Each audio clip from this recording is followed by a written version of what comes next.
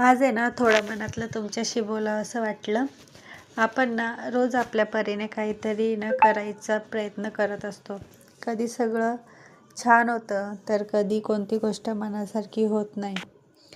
पण आपण थांबायचं नाही, प्रयत्न करत राहायचं. आपण काहीतरी नवीन करायला सुरुवात केली की आपल्यावर हसणारे 4 लोक नक्की असतात. पण त्या 4 लोकांच्या हसण्यामुळे आपण थांबायचं नाही. आपण आपलं काम करत राहायचं. आणि हे मला माझ्या अहोरनी सांगितलं आहे.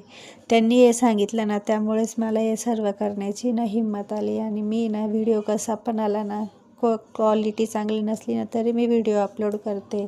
कारण मला माहिती आहे एक ना एक दिवस माझ्या पण प्रयत्नांना यश येईल. मला माहिती आहे माझं घर चांगलं नाही, किचन चांगलं नाही, व्हिडिओ चांगले येत नाही, तरी पण मी प्रयत्न करते. जेवढं माझ्याकडून चांगलं होईल ना तेवढं करण्याचा प्रयत्न करते. आणि तुम्ही पण प्लीज मला सपोर्ट करा. चला, ते सर्व बाजूला ठेवून आपलं डेली रुटीन सुरू. घरातले सगळे छोटे मोठे काम आवरून डब्बा बनवायला घेतला. कारण तुम्हाला माहिती आहे माझी सुरुवात ही डब्बा बनवण्यापासूनच सुरू होते. माऊच्या डब्याला मी गिलक्याची भाजी आणि पोळी देणार होते. ती तर काही खात नाही तरी पण देते.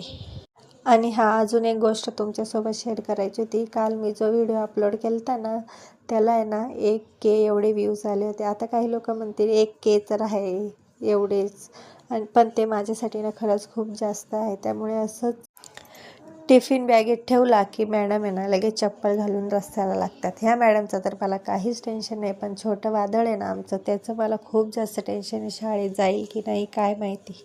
माऊला सोडायला गेलो, लगेच दिसला केळीवाला. मग केळी घेतल्याशिवाय तो बाबा काही पुढे जाणार नाही आणि माझ्या पोरी काही शांत बसणार नाही. माऊला सोडून आल्यावर मस्त जेवण करून घेतलं आणि कॅमेरा चालू केला की असे काही नखरे सुरू होतात.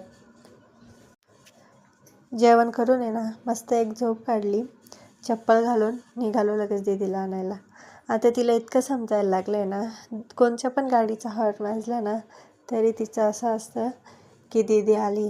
लगेच चप्पल घालून बाहेर निघते तिला घ्यायला. दीदी आल्या आल्या असं काही प्रेम होतं चाललं होतं. हे कसं झालं माहिती का, तुझं माझं जमेन आणि तुझ्या विना करमेन.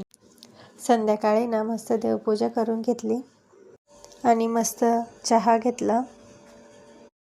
मग काय लागलं संध्याकाळच्या स्वयंपाकाला. वांगे किती दिवसापासून घरात आणून पडलेले होते, पण मला काही ते आवडत नाही त्यामुळे मी बनवलेच नाही. पण आता भाजीला काहीच नाही त्यामुळे त्याच्यावरच घेतलं काम भागवून. तर असा होता आजचा ब्लॉग. आवडला असेल तर नक्की लाईक, शेअर आणि सबस्क्राईब करा. भेटू पुढच्या ब्लॉगमध्ये. Bye bye.